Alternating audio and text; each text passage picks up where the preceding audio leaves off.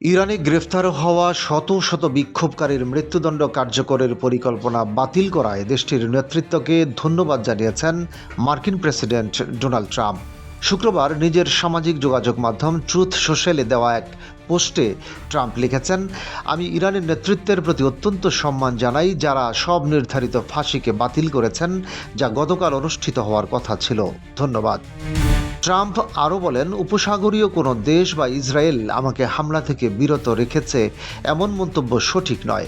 কেউ আমাকে বোঝায়নি, আমি নিজেই নিজেকে বুঝিয়েছি। তিনি সাংবাদিকদের বলেন, কারো ফাঁসি হয়নি, তারা ফাঁসি বাতিল করেছে। এটি আমার উপর বড় প্রভাব ফেলেছে। এর আগে বৃহস্পতিবার হোয়াইট হাউস জানায়, টানা কয়েক সপ্তাহের বিক্ষোভের প্রেক্ষাপটে ইরানি কর্তৃপক্ষ ৮০০টি নির্ধারিত মৃত্যুদণ্ড স্থগিত করেছে এবং যুক্তরাষ্ট্র এই পরিস্থিতি সতর্কভাবে পর্যবেক্ষণ করছে। ট্রাম্প বারবার ইরানের বিক্ষোভকারীদের পাশে থাকার অঙ্গীকার করেছেন। তার ভাষায়, কর্তৃপক্ষের দমন পীড়নে সেখানে হাজারো হতাহতের ঘটনা ঘটেছে।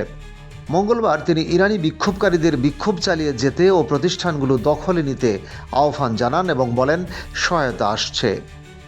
একই সঙ্গে তিনি সতর্ক করে দেন, বিক্ষোভকারীদের ফাঁসি কার্যকর হলে তেহরানকে খুব কঠোর পদক্ষেপের মুখে পড়তে হবে।